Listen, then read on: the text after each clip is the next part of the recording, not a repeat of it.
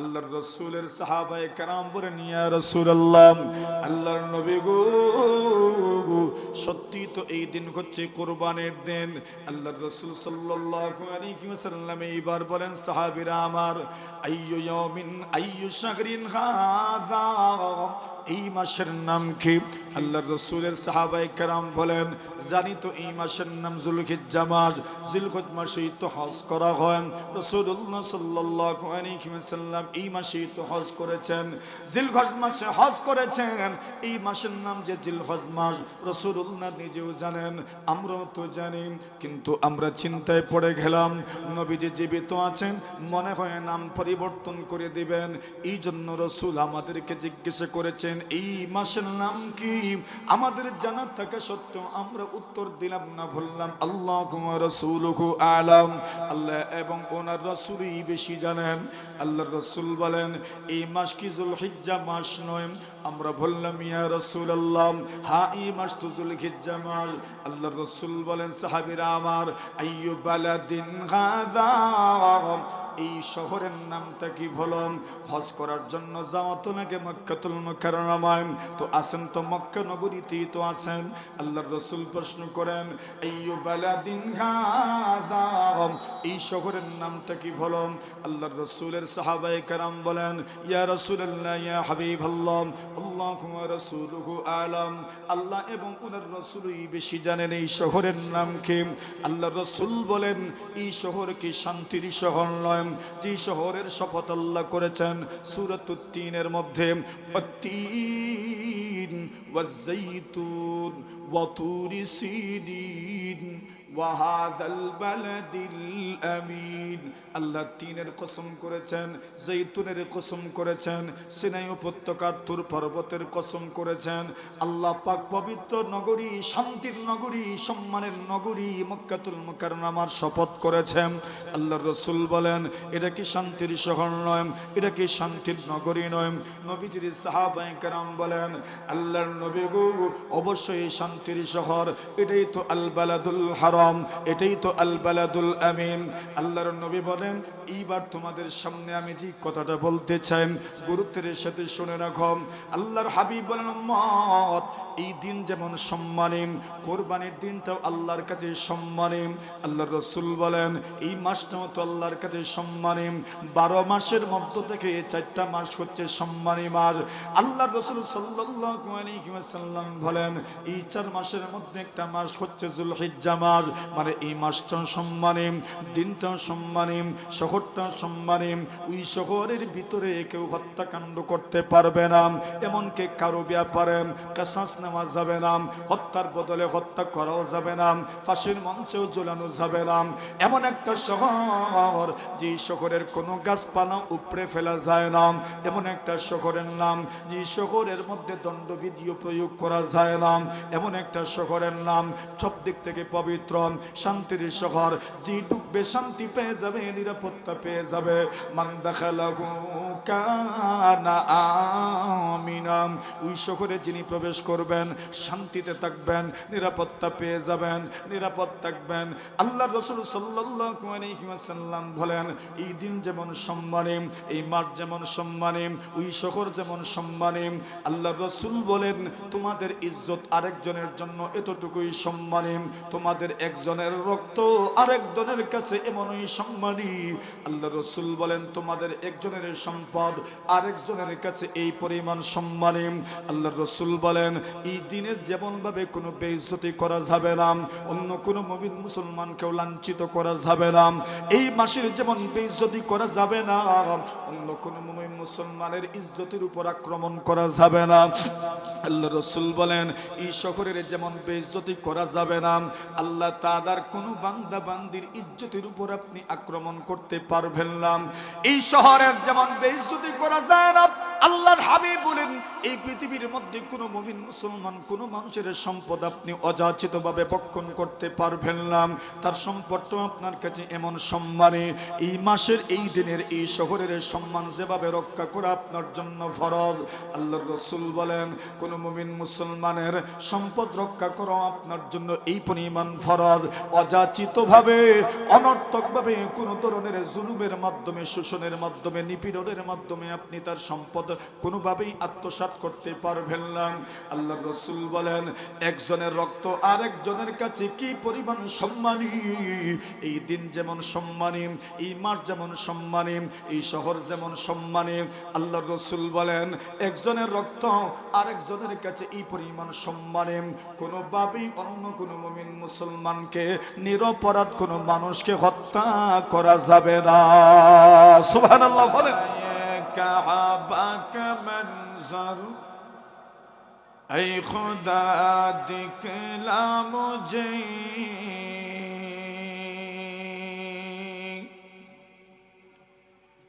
खाना-ए काबा का मंजर ऐ खुदा दिखला मुझे, मक्का व शहर मदीना देखने को दे मुझे, मक्का व शहर मदीना देखने को दे मुझे, ऐ खुदा सैराब कर दे आब ज़मज़म से मुझे, इस्तिलामी हजर अस्वद से मुशर्रफ कर मुझे,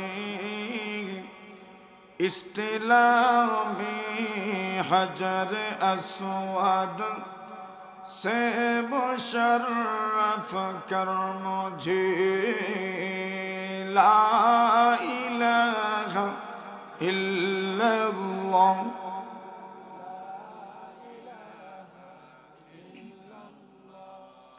ला इलाहा इल्लल्लाह मुहम्मदुर रसूलुल्लाह।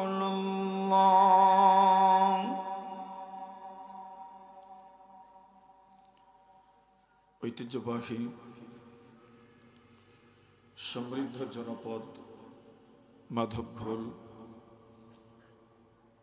আল আমিন ইসলামী যুব পরিষদ কাঁঠালতলী বড়লেখা মৌলভী বাজারের উদ্যোগে আয়োজিত দ্বিতীয় বার্ষিক ওয়াজ ও দোয়া মাহফিলের মহাত্তন সভাপতি মুআজ্জাজ মুকাররম হযরত উলামায়ে কেরাম, মুরব্বিয়ান সাহেবান, যুবক ভাইরা, পর্দার আড়ালে অবস্থানরত অত্যন্ত শ্রদ্ধেয়া সম্মানিত মা ও বোনেরা, আল্লাহ পাক রব্বুল আলামিনের অসংখ্য অগণিত শুকরিয়া আদায় করছি, যিনি ইশার নামাজের পরে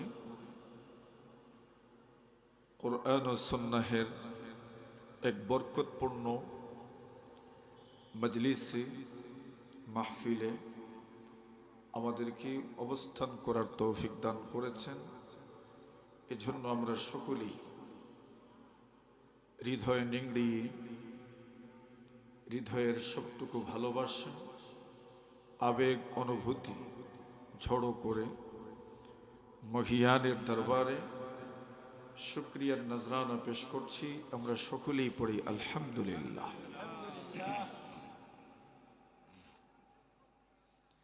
দ্বীনি মাহফিল, দ্বীনি মজলিস জনাবে মুহাম্মদুর রাসূলুল্লাহ সাল্লাল্লাহু আলাইহি ওয়াসাল্লামের সেই সোনালী যুগের একটা ধারাবাহিকতা। সে প্রবাহিত ঝর্ণা ধারার অববাহিকায় পরিচালিত এক নদীর স্রোতের মতো, যা যুগ থেকে যুগান্তর, প্রজন্ম থেকে প্রজন্মান্তর এখনো চলমান। আমরা তো আশাবাদী কিয়ামত পর্যন্ত এই ধারাবাহিকতা চলমান থাকবে ইনশাআল্লাহ। এটা এমন এক ঝর্ণা ধারা যেখান থেকে মানুষ তার তৃষ্ণার্ত আত্মাকে পরিতৃপ্ত করতে পারে। এমন মজলিসের আকর্ষণ কি? মূল আকর্ষণ যা উপস্থাপকরা বলেন কোরআন সুন্নাহের আলোকে বয়ান পেশ করবে। কিসের আলোকে? কোরআন সুন্নাহের। এমন মাহফিলের মূল আকর্ষণ এটাই যে এখানে যা কথা হবে এগুলো কোরআনের, এগুলো নবীজির সুন্নাহের। কোরআন এমন এক বাণী যেখানে কোনো পরিবর্তনের সুযোগ, জোরে বলে, সুন্নাহ এমন এক দিগ্বিজয়ী, কালবিজয়ী এবং চিরন্তন শাশ্বত বিধান, নবীর যুগ থেকে নিয়ে কিয়ামত পর্যন্ত যত কিছু ঘটেছে, ঘটছে, আগামীতে ঘটবে, সবকিছুর সমাধান নবীজির সুন্নাহের মধ্যে বিদ্যমান। দেখে না, মূলনীতি বিদ্যমান। এজন্যই রাসূল আকরাম সাল্লাল্লাহু আলাইহি ওয়াসাল্লাম বলেছেন, আমি দুটি জিনিস রেখে যাচ্ছি, এক হচ্ছে কোরআন, আরেকটা হচ্ছে সুন্নাহ। হাদিসের মধ্যে পাওয়া যায় কোন মানুষ যদি সুন্নাহের হেফাজত করতে পারে, বর্তমান দুনিয়াতে একটা চ্যালেঞ্জিং অবস্থান, মুসলমানরা হীনমন্যতায় ভুগছে। এত উত্তম আদর্শ পাওয়ার পরেও মুসলিম জাতি হীনমন্যতায় ভুগছে কেন? আমরা ভাবছি পশ্চিমাদের সাথে তো আমরা তাল মিলিয়ে চলতে পারছি না, ঠিক না? অথচ আমাদের গর্বিত হওয়ার সমূহ উপকরণ বিদ্যমান, যে আমাদের কাছে আছে আদর্শ মুহাম্মদুর রাসূলুল্লাহ সাল্লাল্লাহু আলাইহি ওয়াসাল্লাম। আল্লাহর রাসূল সাল্লাল্লাহু আলাইহি ওয়াসাল্লাম বলেন, মান হাফিজা সুন্নতি, কোন মানুষ যদি আমার সুন্নাহের হেফাজত করে। সুন্নাহের হেফাজত লিখে রাখতে পারেন কিয়ামত পর্যন্ত পুরো পৃথিবীর শৃঙ্খলা এবং সুন্দর দৃশ্য দেখার জন্য আল্লাহর রাসূলের সুন্নাহের কোনো বিকল্প নাই। আল্লাহর রাসূল বলছেন, যদি কোনো মানুষ আমার সুন্নাহের হেফাজত করে, আকরামাহুল্লাহু বিআরবাঈ খিসাল, আল্লাহর রাসূল বলছেন আল্লাহ পাক তাকে চারটি সম্মান দান করবেন। কয়টা? এটা সম্মান কিনা তা তো আগে বুঝতে হবে। আমরা তো সম্মান কোথায় কোথায় যেন খুঁজছি। আল্লাহ রাসূল বলছেন প্রথম সম্মান আল মাহাব্বাতু ফি কুলুবিল বারারা। হাদিস শরীফের মধ্যে পাওয়া যায়, যারা নবীর সুন্নাহের হেফাজত করেন তাদের জন্য প্রথম পুরস্কার হচ্ছে নেককার মানুষের অন্তরে আল্লাহ ওই মানুষদের মহব্বত ঢুকায়া দেন।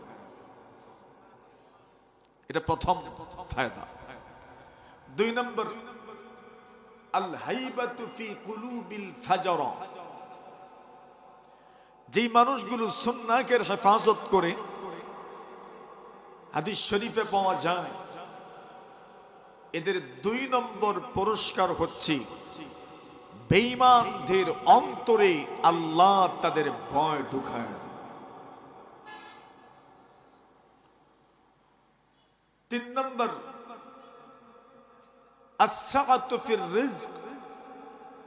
কোন মানুষ যদি সুন্নাহর হেফাজত করে, সুন্নাহ বুঝেননি সুন্নতই বুঝি, আল্লাহ রাসূল বলছেন কোন মানুষ যদি সুন্নতের হেফাজত করে আল্লাহ তাআলা তাকে 3 নম্বর পুরস্কার দান করেন, তার রিজিকের মধ্যে আল্লাহ তাআলা প্রশস্ততা দান করেন। 4 নম্বর লাভ, আল্লাহ রাসূল বলেন আস-সিকাতু ফিদ-দীন। যারা সুন্নতের হেফাজত করে আল্লাহ তাআলা দ্বীনের উপর, ইসলামের উপর তাদেরকে অবিচলতা দান করেন।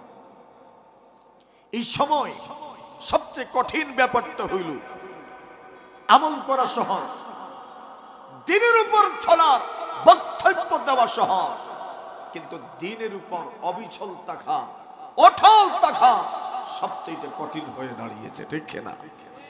রাসূল বলছেন সুন্নতের হেফাজত করবেন, আল্লাহর রাসূল বলছেন দ্বীনের উপর চলা আপনার জন্য সহজ হয়ে যাবে। আমি যে আয়াতটি কারীমা আপনাদের সামনে তিলাওয়াত করেছি, এই আয়াতকে সামনে রেখে মাদবগুল আল আমিন ইসলামী যুব পরিষদের কার্যক্রমকে সামনে রেখে কিছু কথা বলবো ইনশাআল্লাহ।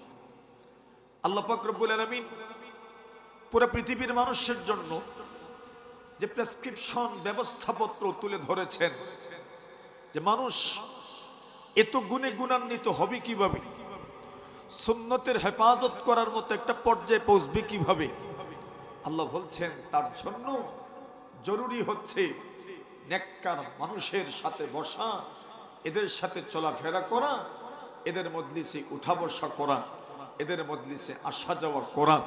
আল্লাহ বলছেন ওয়াকুনু মা'আস সাদিকিন, নেককার মানুষের সঙ্গী হয়ে যাও, ভালো মানুষের সঙ্গী হয়ে যাও। খালিতুহুম, আল্লামা আলুসি বাগদাদি লিখেন এদের সাথে সুসম্পর্ক গড়ে তুলু, লিতাকুনু মিথলাহুম, যাতে করে নিজের জীবনের চলার পথে আমরাও যেন তাদের মতো হয়ে যেতে পারি। এজন্য তাদের সাথে এটা গভীর সম্পর্ক স্থাপন করা। এর দ্বারা কি লাভ? আল্লাহ রাসূল সাল্লাল্লাহু আলাইহি ওয়াসাল্লাম হাদিস শরীফের মধ্যে বলেন লা তুসাহিব ইল্লা মুমিনা। আল্লাহ রাসূল বলেন জীবন চলার পথে তোমার সাথী কেমন হবে, তোমার সঙ্গী কেমন হবে, আল্লাহ রাসূল বলছেন মুমিনকেই সাথী বানাও। কাকে বলেন? বলেন বলেন মুমিনকে। এই কথার তাৎপর্যের গভীরতা কি? আপনি যখন আপনার ফ্রেন্ড সার্কেল সব ধর্মের মানুষকে নিয়েই যখন আপনি চলার মতো একটা ফিকির করবেন, আস্তে আস্তে আপনি এমন একটা পর্যায়ে চলে যাবেন, আপনি বলবেন ধর্ম সবার আগে নয়, মানবতা সবার আগে। আরে কথা বলে এমন বক্তব্য কি আমরা শুনি নাই? আপনি তখন বলবেন আমাদের প্রথম পরিচয় আমরা বাঙালি, এরপরে আমরা মুসলমান। এটা বলবেন আপনি কখন বলবেন? যখন বিধর্মীদের সাথে আপনার উঠা বসা, দরহম মাহরম সব থাকবে, কেন আপনার কাছে আপনার দ্বীনের কোনো মূল্যায়ন না। আপনি নিছক এটাকে একটা ধর্মীয় পরিচয় এবং সামাজিক পরিচয় হিসাবে দেখতে চান, এভাবেই আপনি তাকে জ্ঞান করেন। ফলাফল কি? ফলাফল হলো আপনার ধর্মের প্রতি কোনো টান থাকবে না, বরং সর্বত্রই সব ক্ষেত্রে আপনার বক্তব্য এমন হবে পুরা ইসলামী আদর্শ, ইসলামী শাসন ব্যবস্থা, ইসলামের শাসত বিধানের বিরুদ্ধে আপনি অবস্থান নেবেন। আপনার মনে কিঞ্চিত পরিমাণ দুঃখ কষ্ট হবে না। বর্তমান পরিস্থিতি তো এমনই, কারণ কি? কারণ হলো ওই যে একসাথে বসবাসের চলাফেরার একটা কুফর। আল্লাহ রাসূল এই জন্যই বলেন লা তুসাহিব ইল্লা মুমিনা, তুমি সাথী বানাও কাকে? বলেন, আরে জিগরি দোস্ত আছে, চলবা তো সবার সাথে, কিন্তু অন্তরঙ্গ বন্ধু কি? লা তুসাহিব ইল্লা মুমিনা, মুমিনকেই সাথী বানাও, মুমিনকেই সাথী বানাও, মুমিনকেই সাথী বানাও। এরপর বলছেন ওয়ালা ইয়াকুল তাআমাকা ইল্লা তাকিয়ুন, তোমার ঘরের খাবার কে খাবে? আল্লাহর রাসূল বলছেন যে মুত্তাকি, যে পরহেজগার, যে আল্লাহওয়ালা এমন মানুষ যেন তোমার ঘরের খাবার খায়। এই কথার গভীরতা আমিও ততটুকু বুঝি না, আপনাকে আমি কি বুঝাবো, কিন্তু এই কথার গভীরতা এত বেশি। বর্তমান সময়ে এই হাদিসের এমন ভাবে তাতবিক আর ফিট করা যায়, আমার মনে তো হয় গোটা মানব সমাজে এই হাদিসের উপর আমল না করার প্রভাব বর্তমানে পরিলক্ষিত হচ্ছে। আজ বাউলদের পক্ষে অবস্থান নেওয়ার মতো মানুষের অভাব নেই। আর কথা বলে, বাউলদের পক্ষে অবস্থান নেওয়ার মতো মানুষের অভাব নাই। এই পরিস্থিতি কেন হলো? মুমিন তো উনিও, মুসলমান তো উনিও, কিন্তু উনি ওনার মুসলমানিত্ব, ওনার ইমানধারীর এই ব্যাপারটাকে পিছনে ছেড়ে দিয়েছেন। কেন? উনি ওই কথাই বিশ্বাসী, মানবতা আর সবার আগে আমি বাঙালি। কথা বলে, অথচ আমি কি আগে বাঙালি না আগে মুসলমান? হুজুরে কোন একমত নেই? এটাই আকীদা, এটার নাম আকীদা। বর্তমানে আকীদার দ্বন্দ্ব চলছে, আপনাকে গিলানো হচ্ছে আপনি প্রথমে বাঙালি পরে মুসলমান। এর মানে কি? যেই সংস্কৃতি মুসলমানদের ঈমান আকীদার সাথে সাংঘর্ষিক হবে সেটাকেও জায়েজ মেনে নিও। কেন? তুমি তো আগে বাঙালি, তুমি তো আগে কি? আপনারকে মানসিকভাবে প্রস্তুত করা হচ্ছে, তোমার পরিচয় যেহেতু প্রথমে বাঙালি, সুতরাং যেই সংস্কৃতি বাঙালিদের সাথে যাবে, ইসলামের সাথে সাংঘর্ষিক যদিও হয়, মেনে নিও। কেন? তোমার প্রথম পরিচয় তুমি কি? বলেন না, শিখাচ্ছে কি? বাঙালি শিখাচ্ছে। আমরা বলি ইসলামের সাথে সাংঘর্ষিক কোন সংস্কৃতি, বাঙালি ঐতিহ্য যেই সংস্কৃতি ইসলামের সাথে সাংঘর্ষিক, আমাদের প্রথম পরিচয় আমরা মুসলমান। এমন সংস্কৃতিকে ঘৃণা করে প্রত্যাখ্যান করি আমরা, ঠিক না? কেন? আমাদের প্রথম পরিচয় কি? আরে বলেন, আমাদের প্রথম পরিচয় আমরা মুসলমান। এমন ঈমান, এমন তেজদীপ্ত ঈমান গঠন করাই হচ্ছে এই সমস্ত দ্বীনি মাহফিলের মূল থিম, মূল টার্গেট। আল্লাহ বলছেন ওয়াকুনু মা'আস সাদিকিন, নেককার মানুষের দলভুক্ত হও। মুফাসসিরিনরা তাফসীর করেছেন খাদিতুহুম লিতাকুনু মিথলাহুম, এদের সাথে সম্পর্ক গড়ে তুলো, ভালো মানুষদের সাথে সম্পর্ক গড়ে তুলো, যাতে করে তুমিও তাদের মতো হয়ে যাও। আলহামদুলিল্লাহ, আমাদের সমাজ ব্যবস্থা তো এখনো এমন, আমাদের ইমাম সাহেবরা যখন মসজিদের মিম্বরে কোন বক্তব্য দেন, যখন ডাক দেন, যখনই কোন কাজের জন্য আহ্বান করেন, এখনো আমাদের সমাজ ব্যবস্থা ইমাম সাহেবদের ডাকে সাড়া দেওয়ার জন্য বৃদ্ধ যুবক সর্বশ্রেণী পেশার মানুষ সদা প্রস্তুত থাকে ইমাম মুয়াজ্জিনদের ডাকে সাড়া দেওয়ার জন্য, ঠিক না? এটাই আমাদের সংস্কৃতি। খালিতুহুম লিতাকুনু মিথলাহুম, এদের সাথে সুসম্পর্ক গড়ে তুলেন যাতে করে এদের মতো হয়ে যেতে পারেন। মেরে মুহতারাম হাজিরিনে কেরাম, আসুন এই দুনিয়াতে যত সংগঠন আছে, এই সংগঠনগুলোর তার তৎপরতা কেমন হবে, এদের কার্যপরিধি কি হবে। এই দুনিয়াতে যত সংগঠন আছে, সব সংগঠনের উদ্দেশ্য, যা মাধবগুল আল আমিন যুব পরিষদের যে উদ্দেশ্য, খুব কাছাকাছি এই উদ্দেশ্যটাই কিন্তু হয়। কিন্তু এত সংগঠন থাকার পরেও আমাদের সমাজ ব্যবস্থার কাঙ্ক্ষিত যে উন্নয়ন, সেই উন্নয়ন কি আমরা করতে পারছি? করতে পারছি আমরা? তবে নিরাশা হয়েন না, করতে পারছি না যে এমন নয়, করতে পারছেন, কিন্তু আশানুরূপ হচ্ছে না। কেন? আমাদের সাংগঠনিক কার্যক্রমের যে একটা রূপরেখা থাকবে, সেই রূপরেখাটা শিখতে হবে আমাদেরকে মুহাম্মদুর রাসূলুল্লাহ সাল্লাল্লাহু আলাইহি ওয়াসাল্লামের কাছ থেকে। সেটা শেখার জন্য আল্লাহর রাসূল সাল্লাল্লাহু আলাইহি ওয়াসাল্লামের ঐতিহাসিক বক্তব্য আমাদের সামনে আছে। রাসূল আকরাম সাল্লাল্লাহু আলাইহি ওয়াসাল্লামের নীতিগত বক্তব্য আমাদের সামনে আছে। রাসূল আকরাম সাল্লাল্লাহু আলাইহি ওয়াসাল্লাম সমাজ ব্যবস্থাকে সুন্দর করার জন্য যে বক্তব্য দিয়েছেন, সেগুলো আমাদের সামনে আছে। রাসূলের কোন বক্তব্য নিছক বক্তব্য ছিল না, এই বক্তব্যগুলো আইনে পরিণত হয়েছে। এমন বক্তব্য আমাদের সামনে আছে, রাসূলের কিছু কিছু বক্তব্য মানুষের বিবেচনাধীন ছিল, সেই বক্তব্যগুলো আমাদের সামনে আছে। গোটা উম্মত যদি আল্লাহর রাসূলের সেই বক্তব্যগুলো তাদের সামনে পেশ করা যায়, উপস্থাপন করা যায়, আর উম্মত যদি আন্তরিকভাবে সেই বক্তব্যের মর্ম উপলব্ধি করতে পারে, ধারণ করতে পারে, তাহলে আগামীর বাংলাদেশ হবে কোরআন সুন্নাহের বাংলাদেশ। তার জন্য করণীয় কি? করণীয় হচ্ছে মুহাম্মদুর রাসূল সাল্লাল্লাহু আলাইহি ওয়াসাল্লামের সেই বক্তব্যগুলো আমাদের সামনে আসার দরকার।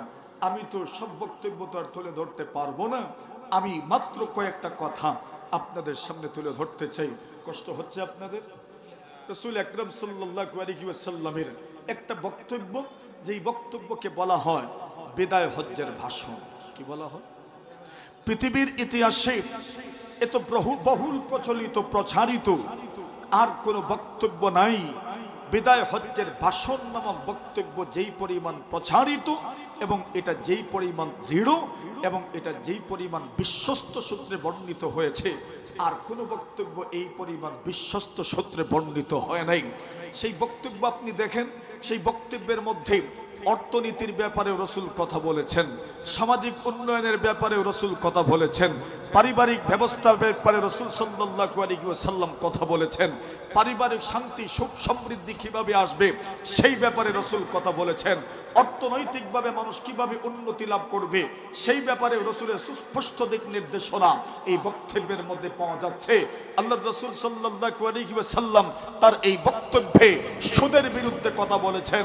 রাসূল তার এই বক্তব্যে, আল্লাহর পয়গম্বর এই বক্তব্যের মধ্যে হত্যার বিরুদ্ধে কথা বলেছেন, মানুষকে অপদস্থ করার বিরুদ্ধে কথা বলেছেন, একজন মানুষের ইজ্জত তার সম্পদ রক্ষার অধিকারের ব্যাপারে আল্লাহর রাসূল কথা বলেছেন। সবগুলো বক্তব্য আমাদের সামনে আছে।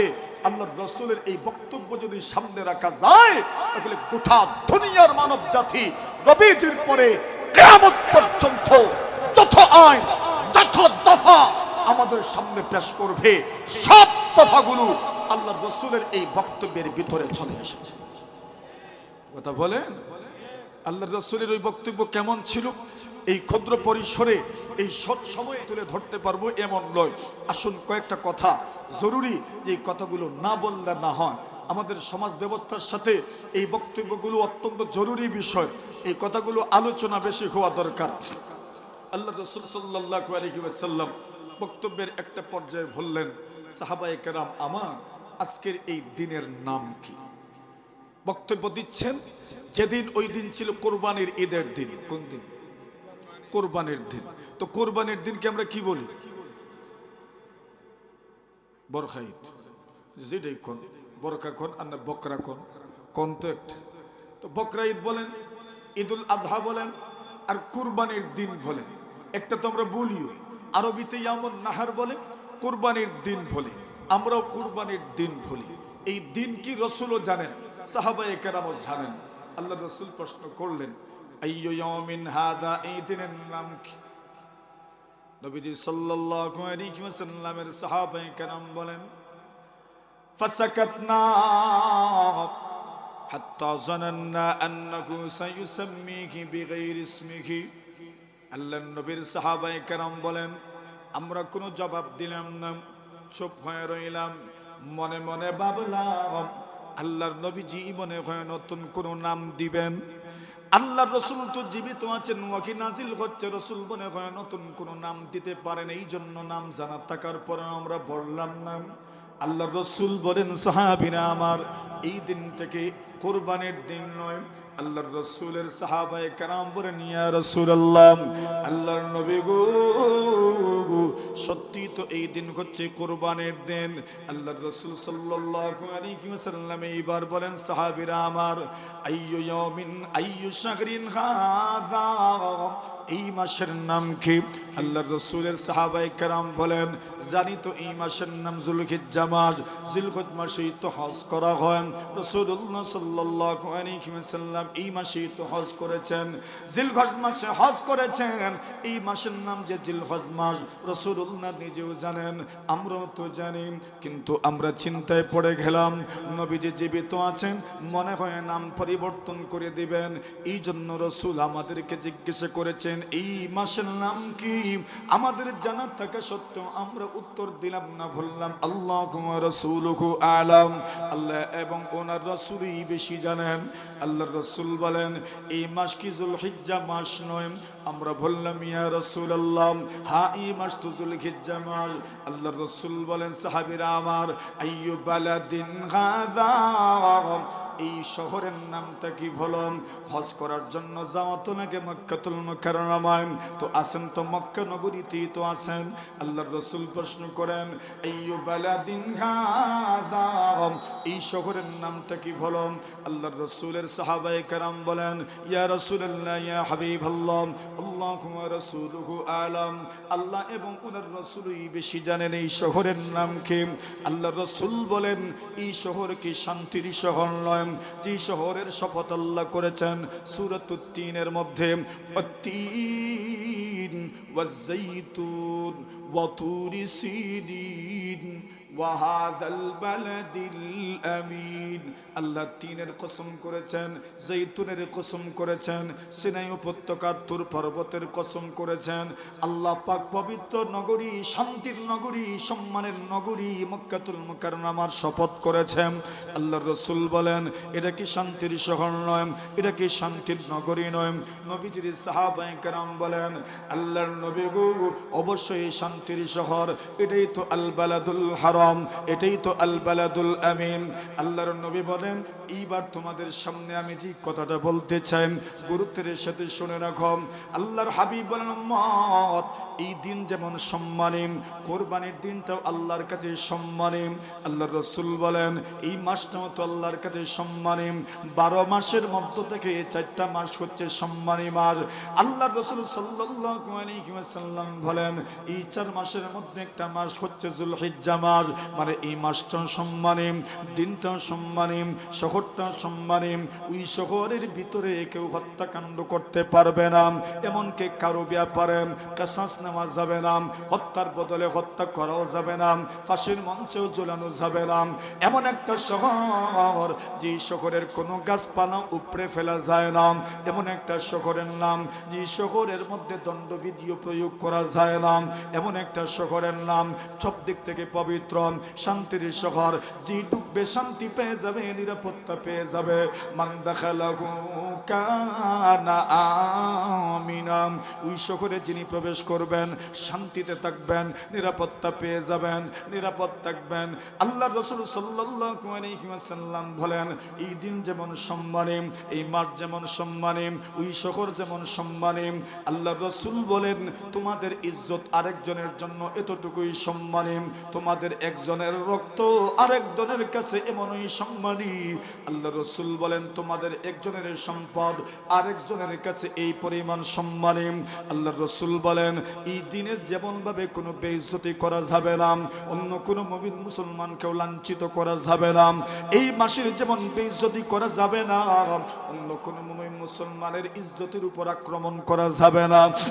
আল্লাহর রাসূল বলেন এই শহরের যেমন বেইজ্জতি করা যাবে না, আল্লাহ তাআলার কোনো বান্দা বান্দির ইজ্জতের উপর আপনি আক্রমণ করতে পারবেন না।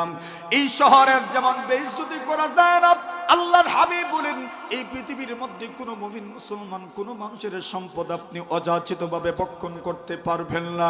তার সম্পদটা আপনার কাছে এমন সম্মানে, এই মাসের এই দিনের এই শহরের সম্মান যেভাবে রক্ষা করা আপনার জন্য ফরজ।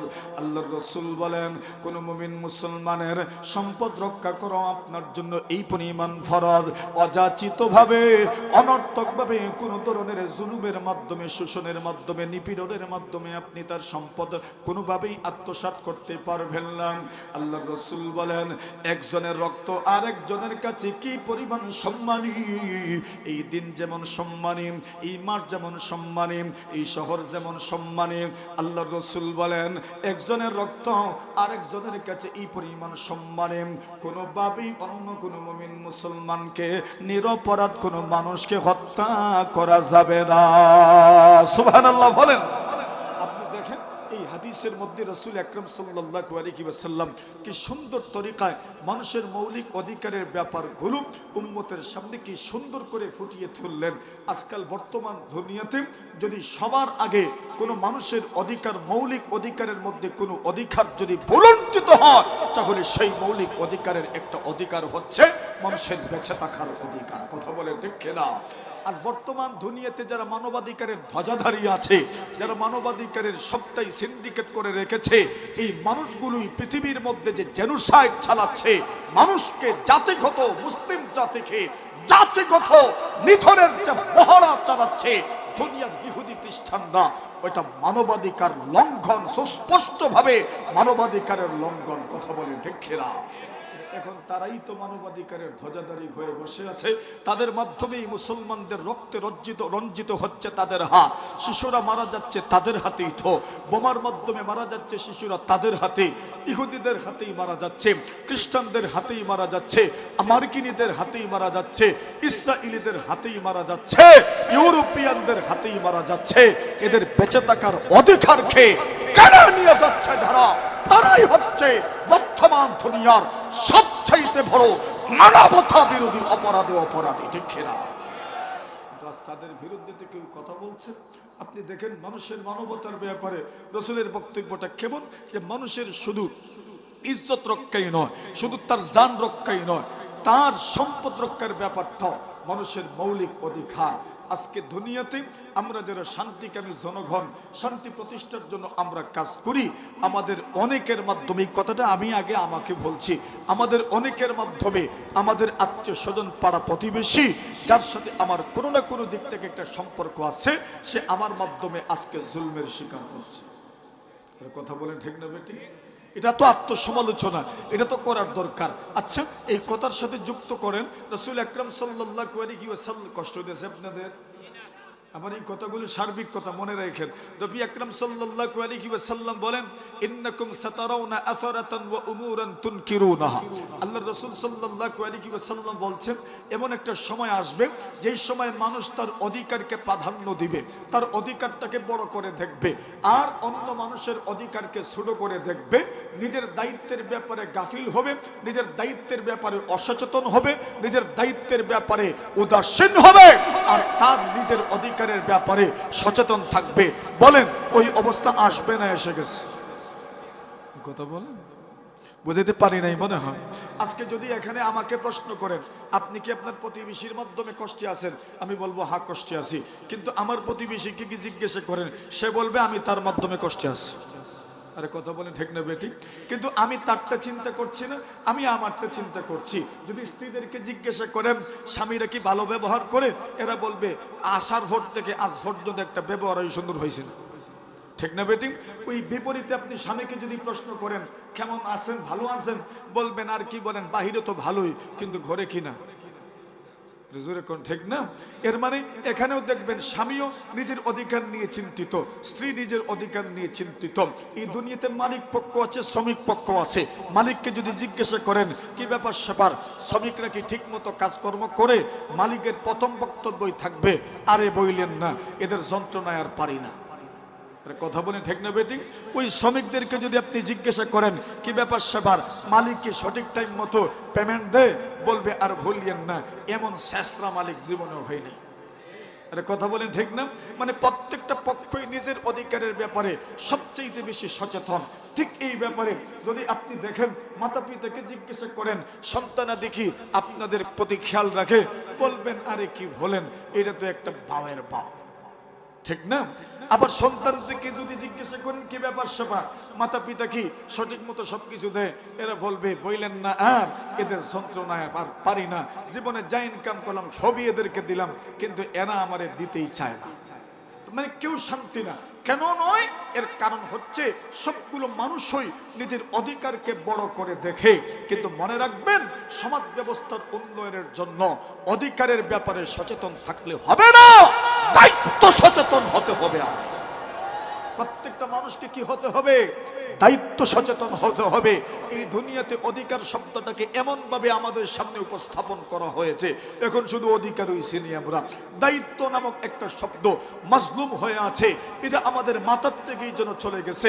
এই শব্দটা যদি বেশি প্রচার হইতো, দায়িত্বশীল হও, দায়িত্বশীল হও, দায়িত্বশীল হও, দায়িত্ববান হও, সমাজের সব শ্রেণী পেশার মানুষ যদি তার দায়িত্বের ব্যাপারে সচেতন হয়ে যেত, তাহলে সমাজের কোন মানুষ তার অধিকার থেকে বঞ্চিত হতো। কিন্তু এখন আমাদেরকে শেখানো হচ্ছে অধিকার, বাস আমরা অধিকার আদায়ে সবচেয়ে বেশি সোচ্চার, আর দায়িত্বের ব্যাপারে আমরা সবচেয়ে বেশি গাফেল। আল্লাহ রাসূল সাল্লাল্লাহু আলাইহি ওয়াসাল্লাম বলেন, ইন্নাকুম সাতারাউনা আসারাতান ওয়া উমুরান তুনকিরুনাহা। আল্লাহ রাসূল সাল্লাল্লাহু আলাইহি ওয়াসাল্লাম বলেন, সাহাবীরা আমার, এমন একটা সময় আসবে যে সময় তোমরা লক্ষ্য করে দেখবে এই পৃথিবীর মধ্যে এমন মানুষের আবির্ভাব হবে, উদ্ভব হবে, যারা নিজেদের অধিকারগুলোকে বড় করে দেখে, নিজেদের অধিকারকে প্রাধান্য দেয়, নিজেদের অধিকারগুলোকে প্রায়োরিটি দিবে, অন্য ব্যাপারে তাদের কোনো খেয়াল থাকবে না। আল্লাহ রাসূল সাল্লাল্লাহু আলাইহি ওয়াসাল্লামের সাহাবায়ে কেরাম ওনারা তো সচেতন ছিলেন। আল্লাহর রাসূলের সাহাবায়ে কেরাম বলেন, আল্লাহর নবী গো, ওই সময় যদি আমরা পেয়ে যাই, ওই সময়টাকে যদি আমরা ফেস করি, ওই পরিবেশ পরিস্থিতির মধ্যে যদি আমরা পড়ে যাই, আমরা ওই পরিস্থিতি দিয়ে যাব কিনা তা তো জানি না, কিন্তু আল্লাহ না করুক যদি এমন পরিস্থিতি আমাদের এই সময় শুরু হয়ে যায়, তবে আমরা কি করব? ওনারা এই প্রশ্ন করেছেন, নবী যে উত্তর দিয়েছেন আমাদের জন্য ভালো হয়ে গেছে। ওনারা ওই পরিস্থিতি ফেস করেন নাই, ওই পরিবেশ ওনাদের মধ্যে ছিল না, কিন্তু আমাদের মধ্যে তো এই পরিস্থিতি আছে। আমরা তো নিজেদের অধিকার নিয়ে সচেতন, দায়িত্বের ব্যাপারে গাফিল, উদাসীন। আল্লাহ রাসূল সাল্লাল্লাহু আলাইহি ওয়াসাল্লাম জবাব দিলেন, তুওয়াদ্দুনাল হাক্কাল্লাযী আলাইকুম। আল্লাহর রাসূল বলেন, তোমাদের উপর যত দায়িত্ব আছে ওই দায়িত্বের ব্যাপারে তোমরা সচেতন হয়ে যাও, দায়িত্বের ব্যাপারে তোমরা সচেতন হয়ে যাও। ওয়া তাসআলুনাল্লাহাল্লাযী লাকুম। আল্লাহর রাসূল বলেন, তোমাদের অধিকারের ব্যাপারে তোমরা গাফিল হয়ো না, আবার অধিকারের ব্যাপারে তোমরা এই পরিমাণ চাপাচাপি করিও না, সহনশীল হয়ে যাও, ধৈর্যশীল হয়ে যাও। আল্লাহর ভান্ডারে শোনাব, যদি তোমার অধিকার এই পৃথিবীর মধ্যে কেউ দিতে চায় না, তোমার অধিকার যদি কেউ আদায় করতে চায় না, আল্লাহর রাসূল বলেন তুমি তোমার অধিকার আদায়ের ব্যাপারে সহনশীল হয়ে যাও, ধৈর্যশীল হয়ে যাও। আল্লাহর রাসূল বলেন, মনে রেখো, মনে রেখো, তোমার অধিকার মহান আল্লাহ তোমার দোরগোড়ায় পৌঁছায়া দিবেন। সুবহানাল্লাহ। আল্লাহ আপনার অধিকার আপনার দোরগোড়ায় পৌঁছায় দিবেনই, কোনো সন্দেহ নাই। তবে পৃথিবীর জন্য তুমি যদি কাজ করতে চাও, সমাজের জন্য তুমি যদি কাজ করতে চাও, তাহলে তোমাকে দায়িত্ব সচেতন হতে হবে। এখন আমরা কি পরিমাণ দায়িত্ব সচেতন? পুরো ঘর বাড়ি পরিষ্কার করে না, যত ময়লা আবর্জনা আছে সব রাস্তায় ফেলে দিই। আরে কথা কোন না, এটা দায়িত্ব সচেতন, এটার নাম দায়িত্ব সচেতনতা। রাসূলুল্লাহ সাল্লাল্লাহু, আপনার দেশের মিউনিসিপ্যালিটি একদম দুর্বল মিউনিসিপ্যালিটি, ওটার মাধ্যমে কিছুই তো হয় না, শহরকে পরিষ্কার রাখতে পারে না, গ্রামগঞ্জের সড়কগুলো কেমনে পরিষ্কার রাখবেন? কত বাড়ি এমন আছে, কত গ্রাম এমন আছে খাল কাটাই হয় না, কথা বলে পানি নিষ্কাশনের ব্যবস্থা নাই, রাস্তার উপর দিয়ে পানি যাচ্ছে। কেন হচ্ছে এমন? দায়িত্বের ব্যাপারে খুব সচেতন না অসচেতন? কষ্ট হইতেছে, মজা লাগে না? তিতা ওয়াজ তো দায়িত্ব সচেতনতা সব সবচেয়ে জরুরি দায়িত্বের ব্যাপারে যদি সচেতন থাকেন তাহলে গ্রামে পানি নিষ্কাশনের সুব্যবস্থা হয়ে যাবে। আর দায়িত্বের প্রতি যদি সচেতনতা থাকে না তাহলে পানি রাস্তার উপর দিয়ে যাইব। এর কথা কোন ঠিক না ঠিক? রাসূল করিম সাল্লাল্লাহু আলাইহি ওয়াসাল্লাম বলেন, নাযিফু আফনিয়াত বুয়ুতিকুম। রাসূলুল্লাহ সাল্লাল্লাহু আলাইহি ওয়াসাল্লাম বলেন, তোমার গর্ত পরিষ্কার রাখবা, ঘরের আঙ্গিনা পরিষ্কার করবা, ঘরের আশপাশও পরিষ্কার করবা, ঘরের আশপাশে যে রাস্তা আছে ওই রাস্তা তুমি পরিষ্কার করো, কেন এটাও তোমার দায়িত্বের অধীনে পড়ে। তোমার দেশের মিউনিসিপ্যালিটি একদম দুর্বল, সরকার পারবে না, সরকারি ব্যবস্থা পারবে না, সব তো পৌরসভার অন্তর্ভুক্ত নয়, ইউনিয়ন পরিষদের অন্তর্ভুক্ত, কি পরিমাণ বরাদ্দই বা আসে, যা আসে খেয়ে দে তো আর কিছুই মিলে না। কথা বলেন ঠিক না বেঠিক? তো এটা দিয়ে আপনি কি করবেন? বাস আপনি নিজে সচেতন হয়ে যান। নাযিফু আফনিয়াতা বুয়ুতিকুম, নিজের ঘর পরিষ্কার করেন, ঘরের সামান পরিষ্কার করেন, ঘরের আশপাশ পরিষ্কার করেন, ঘরের আঙ্গিনা পরিষ্কার করেন, ঘরের সংশ্লিষ্ট রাস্তাও আপনি পরিষ্কার করেন। এটার নাম হচ্ছে দায়িত্ব সচেতনতা। রাসূল করিম সাল্লাল্লাহু আলাইহি ওয়াসাল্লাম বলেন, তুবাদ্দুনাল হাক্কাল্লাযী আলাইকুম ওয়া তাসআলুনাল্লাহাল্লাযী লাকুম। রাসূলুল্লাহ সাল্লাল্লাহু আলাইহি ওয়াসাল্লাম বলেন, আমার ভাইরা শুনেন, রাসূল সাল্লাল্লাহু আলাইহি ওয়াসাল্লাম সমাজ কল্যাণ মন্ত্রণালয় কি পরিমাণ কিভাবে পরিচালনা করেছেন আপনি মনে মনে ভাববেন, নবীর যুগেও কি সমাজ কল্যাণ মন্ত্রণালয় ছিল? নবীর যুগেও কি আইন মন্ত্রণালয় ছিল?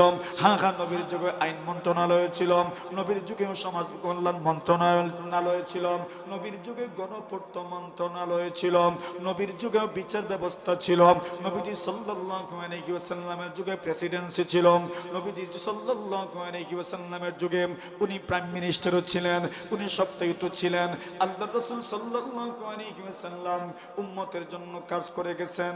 আল্লাহর রাসূল সাল্লাল্লাহু আলাইহি ওয়াসাল্লামের স্ত্রী খাদিজাতুল কুবরা রাদিয়াল্লাহু তাআলা আনহা বলেন, আল্লাহর রাসূল যখন ওহীপ্রাপ্ত হলেন, ওহীপ্রাপ্ত হওয়ার পরে জিবরিল আমিন আলাইহিস সালাতু ওয়াস সালাম এর আগে তো চাপ দিলেন, একবার নয়, দুইবার নয়, তিনবার চাপ দিয়েছেন, মনে আছে তো? ওইদিকে আর গেলাম না, কয়বার চাপ দিয়েছেন? তিনবার। আল্লাহ রাসূল সাল্লাল্লাহু আলাইহি ওয়াসাল্লামের শরীরে কম্পন শুরু হয়ে গেল। আল্লাহ রাসূল ভাবলেন, না জানি কি যে হয়ে গেল আমার, কে যে চাপ দিল। দেখেন নাই তো আল্লাহ তাআলা নূরের ফেরেশতা যারা আছেন এদেরকে দেখা যায় না, আল্লাহ তাআলা এমন ভাবে প্রেরণ করেছেন, এত শরীর, এত বড় শরীর, এত বড় শরীর, নবীজি সাল্লাল্লাহু আলাইহি ওয়াসাল্লাম এত বড় শরীরের কোনো মানুষ, এত বড় শরীরের কোনো মাখলুক কোনোদিন দেখেন নাই। উনি চাপ দিলেন, একবার, দুইবার, তিনবার চাপ দেওয়ার পরে আল্লাহ রাসূল সাল্লাল্লাহু আলাইহি ওয়াসাল্লামের জবান থেকে বের হয়ে গেল, ইকরা বিসমি রাব্বিকাল্লাযী খালাক, খালাকাল ইনসানা মিন আলাক, ইকরা ওয়া রাব্বুকাল আকরামুল্লাযী আল্লামা বিল কলম, আল্লামাল ইনসানা মা লাম ইয়ালাম। আল্লাহর রাসূল বাড়িতে গেলেন, একমাত্র খাদিজা তুই তো ভাড়ে, আব্দুল মুত্তালিব দুনিয়াতে নাই, আবু তালিব তো ওই যে দুনিয়াতে আছেন, কিন্তু উনি তো আর ঘরের মানুষ না, ঘরে তো খাদিজাতুল কুবরা। আল্লাহর রাসূল সাল্লাল্লাহু আলাইহি ওয়াসাল্লাম খাদিজার কাছে গেলেন, এমন ভাবে গেলেন পুরোটা শরীর কাঁপছে, কাঁধ পর্যন্ত প্রকম্পিত হচ্ছে। আল্লাহর রাসূল খাদিজাকে সম্বোধন করে বলেন, খাদিজা গো, জাম্বিলুনি ইয়া খাদিজা, লাকাদ খাশিতু আলা নাফসি। কে যেন চাপ দিলেন, পুরো চাপ লেগেছে আমার গায়ে, জ্বর উঠে গেছে আমার শরীরে। খাদিজা গো, আমার বড় আশঙ্কা হয় আমি বাঁচবো নাকি মারা যাব, আমার কাছে বড় আশঙ্কা লাগে। আল্লাহর রাসূল সাল্লাল্লাহু আলাইহি ওয়াসাল্লাম ভীত সন্ত্রস্ত হয়ে গেছেন। সবকিছুর পরে মানুষই তো, কথা বলেন ঠিক না বেঠিক? মানুষই তো সবকিছুর পরে। এত জোরে জোরে চাপ দিয়েছেন জিবরিল আমিন আলাইহিস সালাতু ওয়াস সালাম। নবীজি বলেন, লাকাদ খাশিতু আলা নাফসি, আমার কাছে বড় ভয় লাগছে। খাদিজাতুল কুবরা বলেন, কিসের ভয় আপনার? আপনি তো মুহাম্মদ, আপনাকে তো আমি চিনি, আপনাকে তো আমি জানি, আপনি এমন গুণে গুণান্বিত মানুষ, আল্লাহ তাআলা আপনার মতো মানুষকে মারবেন দূরের কথা, আপনার মতো মানুষকে আল্লাহ পৃথিবীর মধ্যে লাঞ্ছিত করবেন না কোনোদিন। জোরে বলে। স্ত্রী প্রশংসা করছেন স্বামীর, আমাদের সমাজে স্ত্রীর মুখ থেকে স্বামীর প্রশংসা তো শোনা যায়, শুনবেন না? আল্লাহ রাসূল সাল্লাল্লাহু আলাইহি ওয়াসাল্লামের স্ত্রী খাদিজাতুল কুবরা রাদিয়াল্লাহু তাআলা আনহা বলেন, কাল্লা ওয়াল্লাহি মা ইউখজিকাল্লাহু আবাদা। খাদিজাতুল কুবরা বলেন, কাল্লা, কখনোই নয়, আল্লাহ আপনাকে মারবেন না। মারবেন তো দূরের কথা, লাঞ্ছিত করবেন না, অপদস্থ করবেন না, বেইজ্জত করবেন না। কেন করবেন না? ইন্নাকা লাতাসিলুর রাহিম, আপনার মধ্যে এমন একটা গুণ আছে গো, আপনি আত্মীয়তার সম্পর্ক জোড়ে রাখেন, আত্মীয়তার সম্পর্ক আপনি জোরে রাখেন। সুবহানাল্লাহ, জোরে বলেন, আরো জোরে বলেন। এই সমাজ ব্যবস্থার মধ্যে যদি উন্নতি সাধন করতে চান, সমাজ ব্যবস্থাকে যদি পরিবর্তন করতে চান, সমাজ ব্যবস্থাকে যদি উন্নত করতে চান, এই সমাজের মধ্যে যদি শান্তি প্রতিষ্ঠিত করতে চান, এই সমাজের প্রথম দল যাদেরকে বলা হয়, এরা হচ্ছেন আমাদের সকলের আত্মীয় স্বজন। ঠিক না?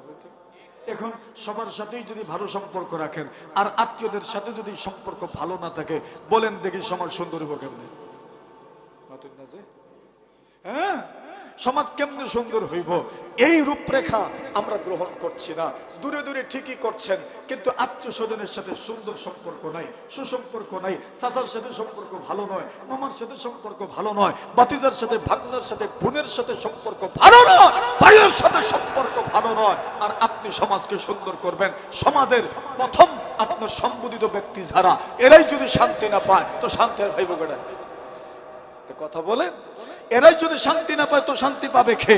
এজন্য সমাজ ব্যবস্থা প্রবর্তনের এবং সমাজে শান্তি প্রতিষ্ঠার জন্য প্রথম ধাপ যেটা, সেটা হচ্ছে আত্মীয়দের হক আদায় করা। কার হক?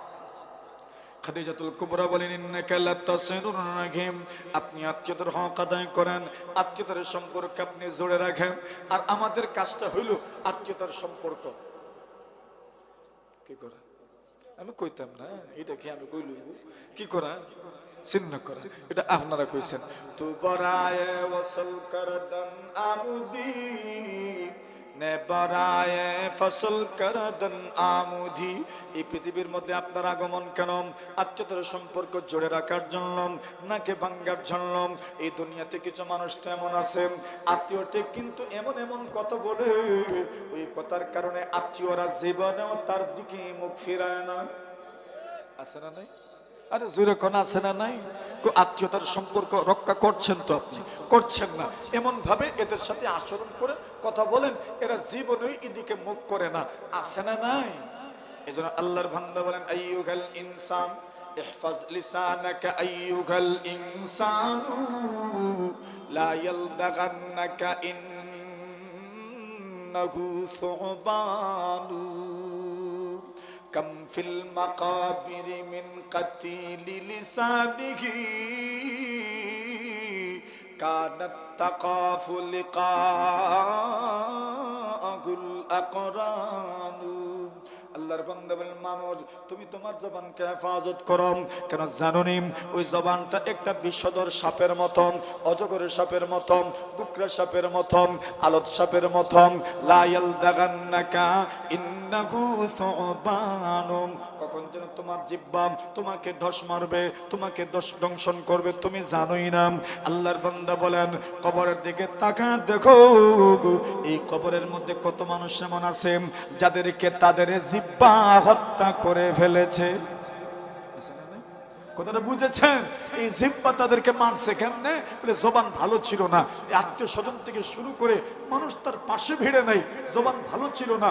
ওই লোকগুলো কবরে আছে, দেখো না গিয়ে এদের জীবদ্দশায় লোকজন তার কাছেই ভিড়ত না, শুধু জবান গান্দা হওয়ার কারণে। কথা কোন ঠিক না বেটি? এমন কত আত্মীয় স্বজন দুনিয়ার জমিনে আছে, ওই মানুষটার সঙ্গে কারো সম্পর্ক নাই। এই জন্য সমাজ ব্যবস্থা যদি উন্নত করতে চাও, আদর্শ সমাজ গঠন করতে চাও, রাসূলুল্লাহ সাল্লাল্লাহু আলাইহি ওয়াসাল্লামের গুণ ছিল। আল্লাহর নবীজিও তো আদর্শ সমাজ ব্যবস্থা গঠন করার জন্য এসেছেন, আদর্শ সমাজ ব্যবস্থা বিনির্মাণের জন্য এসেছেন।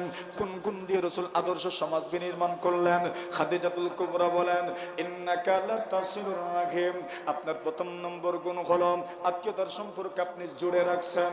আল্লাহ রাসূল সাল্লাল্লাহু আলাইহি ওয়াসাল্লাম বলেন, মান সাররাহু, আল্লাহর কোন বান্দা বান্দি যদি পৃথিবীর মধ্যে চায় আইয়ুব সাদালাহু ফি রিজকিহি আও ইউনসা ফি আসারিহি ফালইয়াসিল রাহিমাম, আল্লাহ রাসূল বলেন কোন মানুষ যদি চায় তার হায়াতের মধ্যে বরকত দেওয়া হবে, আল্লাহর কোন বান্দা বান্দি যদি চায় তার রিজিকের মধ্যে বরকত দান করা হবে, আল্লাহ রাসূল বলেন সে যেন আত্মীয়তার সম্পর্ককে জুড়ে রাখে। আল্লাহর কসম, আল্লাহর কসম, আত্মীয়তার সম্পর্ক যদি জুড়ে রাখতে পারেন আল্লাহ হায়াতের মধ্যে বরকত দিবেন, আল্লাহ রিজিকের মধ্যেও বরকত দিবেন। সুবহানাল্লাহ। আত্মীয়তার সম্পর্ক জুড়ে রাখলে হায়াতের মধ্যে বরকত হয়, রিজিকের মধ্যে বরকত হয়। রিজিকের জন্য বরকতের দোয়া করতে করতে হুজুরের বাড়িতে নিয়েও দোয়া করাইছেন, কিন্তু বরকত হয় না কেন? আত্মীয়দের সাথে সম্পর্ক ভালো নয় যে, তো বরকত হইব কেমনে? আল্লাহ রাসূল বলছেন আত্মীয়দের সাথে সম্পর্ক ঠিক রাখেন, আল্লাহ তাআলা রিজিকের মধ্যে বরকত দান করবেন। সুবহানাল্লাহ, জোরে বলেন। আচ্ছা, এটা গেল খাদিজাতুল কুবরার বর্ণিত এক নম্বর গুণ, যেই গুণের কারণে রাসূল সাল্লাল্লাহু আলাইহি ওয়াসাল্লাম একটা সমাজকে আদর্শ সমাজ হিসাবে আমাদের সামনে গড়ে তুলেছিলেন। দুই নম্বর গুণ ছিল খাদিজাতুল কুবরা বলেন ওয়া তাহমিলুল কাল্লা, আপনার আরেকটা গুণ হচ্ছে এই সমাজের জন্য যারা বোঝা হয়ে গেছে, যাদের ইনকাম উপার্জনের কোনো তৌফিক নেই, কোনো সক্ষমতা নেই, কোনো ক্ষমতা নেই, কোনো শক্তি নেই, কোনো সামর্থ্য নেই, যারা ইনকাম করতে পারে না, উপার্জন করতে পারে না, এমন কিছু মানুষ সমাজে আসে না নাই? মনে করেন যারা দৃষ্টি প্রতিবন্ধী, কর্ম প্রতিবন্ধী, হাত প্রতিবন্ধী, পা প্রতিবন্ধী, এদের কোনো চলার মতো ক্ষমতা নাই, সক্ষমতা নাই, হাতের মধ্যে শক্তি নেই, কর্ম করতে পারে না, কাজ করতে পারে না, হাঁটতে পারে না, চলতে পারে না, দেখতে পারে না, কানেও শুনে না, ওই মানুষগুলো তো কর্মক্ষম, কর্ম করতে পারে না। আল্লাহর রাসূলের স্ত্রী খাদিজাতুল কুবরা বলেন, ওগো মুহাম্মদ, আপনি তো এমন একজন মানুষ, সমাজকে সুন্দর সমাজ হিসেবে গড়ে তোলার জন্য আপনি এই সমাজের জন্য যারা বোঝা হয়ে গিয়েছিল এদেরকে সমাজের বোঝা আপনি থাকতে দেন না, এদের রিজিক রুজির ব্যবস্থা আপনি নিজে গ্রহণ করেছেন। সুবহানাল্লাহ। কি বোঝা গেল? আপনাকে এটাও করতে হবে। এই সমাজে যাদের কিছু নেই, আল্লাহ তাআলা সমাজ ব্যবস্থাটাকে এইভাবেই তো রেখেছেন, কিছু মানুষ আপনার নির্ভরশীল হবে, কথা বলে ঠিক না? ওই মানুষগুলোর প্রতি আপনি রাগান্বিত হতে পারবেন না, ক্রোধান্বিত হতে পারবেন না। কিছু মানুষের কর্ম করার সক্ষমতা থাকবে না, ক্ষমতা থাকবে না, এদের জন্য ব্যয় করা আমাদের নীতিগত নৈতিক দায়িত্ব, ঠিক না? খাদিজাতুল কুবরা বলেন আপনার আরেকটা গুণ হইল যাদের ইনকাম নাই, ব্যবস্থা নাই, ওই মানুষগুলো গরিব, অসহায়, এদের জন্য আপনি নিজে উপার্জন করেন। সুবহানাল্লাহ। আমাদের দেশে কিছু মানুষ আছে, এরা বলে আমি উপার্জন করছি তোমার জন্য, এরা বলে কিনা? আছে না? আচ্ছা, ওই লোকটাকে যে দিচ্ছেন অথবা সে যে খাচ্ছে, ওইটা কি আপনার রিজিক না তার? কার রিজিক? কার রিজিক? তারই তো। হ্যাঁ, আপনি অবশ্যই তাকে কর্ম করার জন্য তাকিদ দিবেন। কোন মানুষ নিষ্কর্ম থাকবে, শরীয়ত এটা কামনা করে না, শরীয়ত এটা চায় না, আপনি তাকে কাজে লাগানোর সর্বোচ্চ চেষ্টা করবেন, কিন্তু দেওয়ার ক্ষেত্রে আপনি দিয়েন কেন? এটা তার রিজিক, আপনার মাধ্যমে আল্লাহ তাকে দিয়ে আপনার কপাল, আপনার তাকদীরকে আল্লাহ খুলে দিচ্ছেন। আল্লাহ চাইলে সরাসরি তাকে দিতে পারতেন, সরাসরি না দিয়ে আপনার মাধ্যমে দিচ্ছেন কেন? যাতে করে আপনার তাকদীর খুলে যায়। সুবহানাল্লাহ। মেহমান আপনার ঘরে খায়, মেহমানের ঘরে আল্লাহ দিয়ে দিলেই তো পারতেন, মেহমানের ঘরে দিয়ে দিলেই তো পারতেন, তো আপনার ঘরে কেন?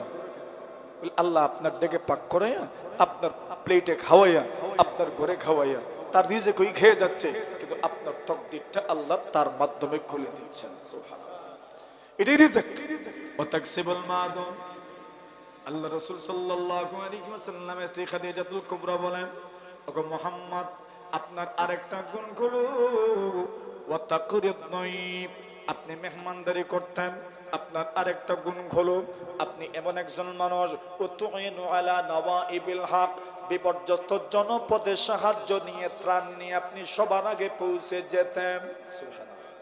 বিপর্যস্ত এলাকা, প্রাকৃতিক দুর্যোগে ক্ষতিগ্রস্ত, তো আপনি মুহাম্মদ দেখা গেছে সবার আগে তাদের কাছে আপনি ত্রাণ নিয়ে, সাহায্য নিয়ে পৌঁছে যান। সুবহানাল্লাহ বলেন। আল্লাহর রাসূল এই ত্রাণ এবং সাহায্য সহযোগিতা বিপর্যস্ত জনপদের মানুষের কাছে কাছে গিয়ে এদেরকে সহযোগিতা করা, এটা ছিল রাসূলের ধর্ম, রাসূল এটা করেছেন। তাহলে আদর্শ সমাজ গঠনের এটা একটা রূপরেখা। আল্লাহর রাসূল সাল্লাল্লাহু আলাইহি ওয়াসাল্লাম বিদায় করতে বক্তব্য দিলেন, ভাষণ দিলেন। এই ভাষণের মধ্যে অনেক কথা বলেছেন। কথা বলতে বলতে আল্লাহর রাসূল বলছেন, জাহিলিয়াতের জমানায় যত সুদ আছে, ওই সুদ প্রথাকে বিলুপ্ত ঘোষণা করলাম। সুবহানাল্লাহ। আরে জোরে বলেন।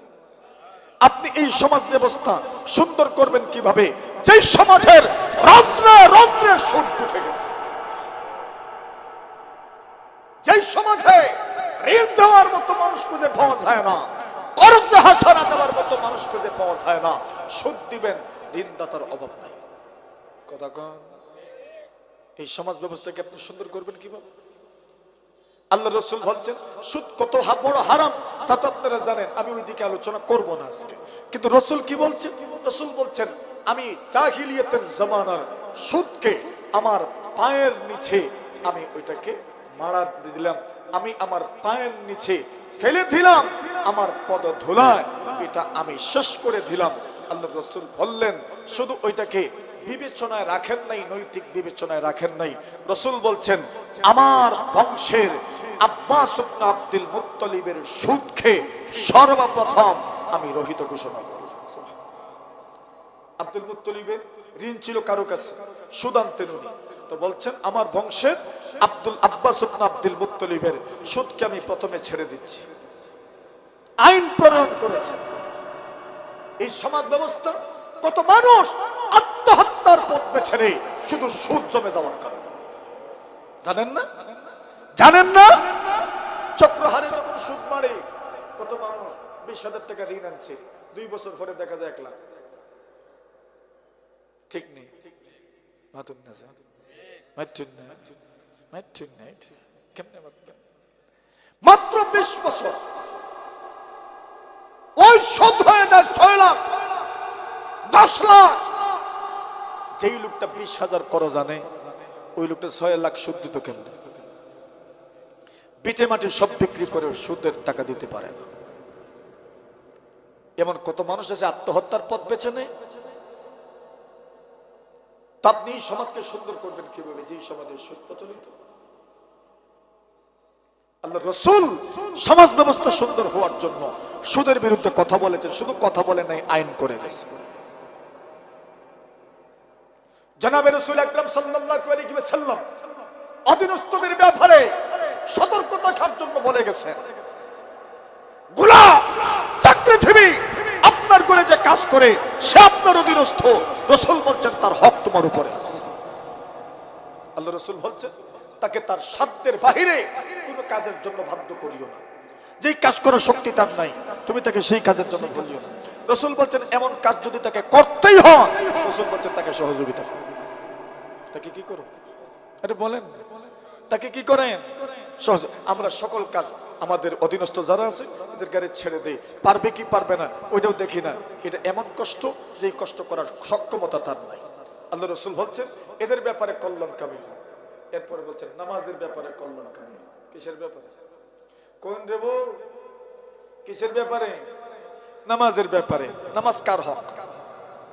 কার হক? কার হক? যেই মানুষ আল্লাহরে মাইরা খাইলে ইমান সে বান্দারে মাইরা খাওয়া কোনো ব্যাপার।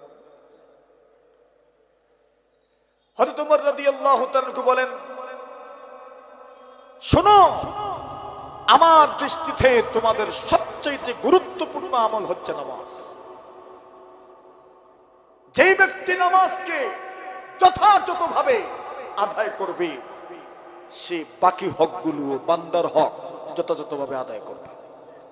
আর যে ব্যক্তি নামাজ নামক আল্লাহর হকের ব্যাপারে গাফিল হবে বাকি হকগুলো তার মাধ্যমে এর চাইতে বেশি ভুলণ্ঠিত। যে ব্যক্তি নামাজের ব্যাপারে উদাসীন, বাকি হকের ব্যাপারে উদাসীন থাকবে, মনে মনে আল্লাহরে মাইরা খাইছি জারতাম ফারছি, তোমারে মাইরা খাইয়ে যারা রাসূল বলছে নামাজের ব্যাপারে সচেতন হও। আজকালকার সমাজ ব্যবস্থায় আমরা যারা সমাজ পরিবর্তনের ডাক দিয়েছি, স্লোগান দিচ্ছি, আমাদের মধ্যে নামাজ নাই। বড় কষ্ট পাইছেন যে? এটা তো আত্মসমালোচনা। যারা আমরা সমাজ পরিবর্তনের ডাক দিচ্ছি আমাদের অনেকের মধ্যে নামাজ নেই। তাহলে আমি যদি আমার রবের হক আদায়ে সচেষ্ট না হই, তাহলে আমি তো আমার উপর যত মানুষের হক আছে এই হক আদায়ে তো আমি গাফিল হব। এজন্য নামাজের আমলটাকে মজবুত করে ধরতে হবে ইনশাআল্লাহ। উঠান না হাতগুলো, দেখি না আমরা ইনশাআল্লাহ। নামাজের আমল গুরুত্বের সাথে ধরবো ইনশাআল্লাহ। কিয়ামতের দিন প্রথমে কিসের হিসাব হবে? এই তো বড় সুন্দর ওয়াজ, আপনারাই জানেন। কিয়ামতের দিন সর্বপ্রথম নামাজের ওই হিসাব নেওয়া হইবে। এই হাদিসও সবাই জানে, আমল না করে না। আল্লাহ রাসূল বলেছেন, ফাইন সালুহাত, নামাজ যদি সঠিক হয়ে যায়, ফাকাদ আনজাহ ওয়া আফলাহ, কামিয়াব হয়ে গেল। ওয়া ইন ফাসাদাত ফাকাদ খাবা ওয়া খাসির, যদি নামাজ সঠিক না হয় গেছে, একবারে ধ্বংস। আমরা জানা নামাজ আছে ঠিক, কিন্তু ঘাটতি আছে। কি আছে? কি আছে? ঘাটতি আছে। বলে ঘাটতি কি? নামাজ পড়েছি ঠিক, কিন্তু নামাজ শুরু করছি যে টিভি বন্ধ করে থইয়া গেছে। কি করে গেছে? টিভি বন্ধ করে থইয়া গেছে। এখন পুরো নামাজ ওই টিভি। ঠিক না বেঠিক? নাটক দেখতে ছিল, নাটক বন্ধ করে নামাজে গেছে। এখন ইমাম সাহেব সূরা ফাতিহা তিলাওয়াত করেন আর ওই নাটকের দিকে চিন্তা করে। ঠিক না বেঠিক? মানে আমার নামাজে ঘাটতি আছে। কি আছে? ঘাটতি আছে। আল্লাহ রাসূল বলছেন, আল্লাহ পাক তখন ফেরেশতাদেরকে বলবেন, উনজুরু হাল্লি আবদি মিন তাতাওয়ু, দেখো আমার বান্দার কোনো নফল আমল আছে কিনা। আল্লাহ রাসূল বলছেন, যখন দেখা যাবে তার নফল আমল আছে, আল্লাহ রাসূল বলছেন তার ফরজের যত ঘাটতি আছে, নফল আমলের মাধ্যমে সেই ঘাটতিটা পুষায় দাও। রাসূল বলেন, মান হাফাযা আলা 12 রাকাতান ফি ইয়াউমিন ওয়া লাইলা, কোন মানুষ যদি প্রত্যেক দিন রাতে 12 রাকাত সুন্নাত, কত? 12 রাকাত সুন্নতের উপর যদি যথাযথভাবে আমল করতে পারে, আল্লাহ রাসূল বলছেন তার জন্য জান্নাতের মধ্যে আল্লাহ পাক হীরা মণি মুক্তার একটা ঘর বানাবে। কত রাকাত সুন্নাত? এটা আপনারা পড়েন পড়েন কই? আমি ফরজের আগে 2 রাকাত, ফজরের আগে 2 রাকাত, যোহরের আগে 4 রাকাত, পরে আরো 2 রাকাত, কত হইছে? 8। মাগরিবের পরে 2, ইশার পরে কত হইছে? রাসূল বলছেন এই 12 রাকাত সুন্নাত যারা আদায় করবে, আল্লাহ রাসূল বলছেন জান্নাতের মধ্যে হীরা মণি মুক্তার ঘর আল্লাহ তাদের জন্য বানাবেন। সুবহানাল্লাহ। নামাজ পড়ব তো, ফরজ তো পড়বই, সুন্নতের ব্যাপারেও সর্বোচ্চ গুরুত্ব দিব। মনে রাখবেন, যেই ব্যক্তি সুন্নতের ব্যাপারে উদাসীন হবে, আল্লাহ তাকে ফরজ থেকে বঞ্চিত করে দিবে। যত মানুষ সুন্নতের ব্যাপারে উদাসীন, আস্তে আস্তে ফরজ থেকে বঞ্চিত হয়ে যায়। যত মানুষ মাকরুহ কাজে অংশগ্রহণ করে, আস্তে আস্তে হারামে পতিত হয়ে যায়। এই যে গত কয়েকদিন আগে, কয়েক মাস আগে অনলাইন জুয়া খেলছেন না? অনলাইন জুয়া উলামায়ে কেরাম কত নিষেধ করেছে। না না, আপনারা ভাবছেন উলামায়ে কেরাম বুঝুন নেই, গেছেনি রইছে এখন না গেছে? আল্লাহ রাসূল বলেছেন, ওয়া বাইনাহুমা মুশতাবিহাত, কিছু আছে সন্দেহযুক্ত, ওইটাই যদি আপনি পতিত হয়ে যান, সন্দেহযুক্ত জিনিস, তা আপনি সুদ খাইবেন না, এটার গ্যারান্টি কি? এই অনলাইন জুয়া যদি লোভ সামলাইতে পারলেন না, তো গ্রিন বোর্ডে বসবেন না, তার গ্যারান্টি কি? ক্যাসিনোতে বসবেন না, তার গ্যারান্টি কি? সুযোগ পাচ্ছেন না, বসছেন না, সুযোগ আইসা দেখুন না, সবার আগে আপনি গিয়ে বসেন, আমি গিয়ে বসেন। কেন? আমার টাকার দরকার, রাতারাতি ধনী হয়ে যাওয়ার দরকার। এই হইল অবস্থা। এই অবস্থা থেকে যদি নিজেকে সংশোধন করতে পারেন, আমি তো সমাজের অংশ, আমি সমাজের এক সদস্য, আমি যদি আমার মধ্যে পরিবর্তন আনতে পারি, ইনশাআল্লাহ সমাজের একজন একজন করে সদস্যের মধ্যে পরিবর্তন আসলে গোটা সমাজ ব্যবস্থার পরিবর্তন হবে ইনশাআল্লাহ। আল্লাহ তৌফিক দান করুন। ওয়া আখিরু দাওয়ানা আনিল হামদুলিল্লাহি রাব্বিল আলামিন।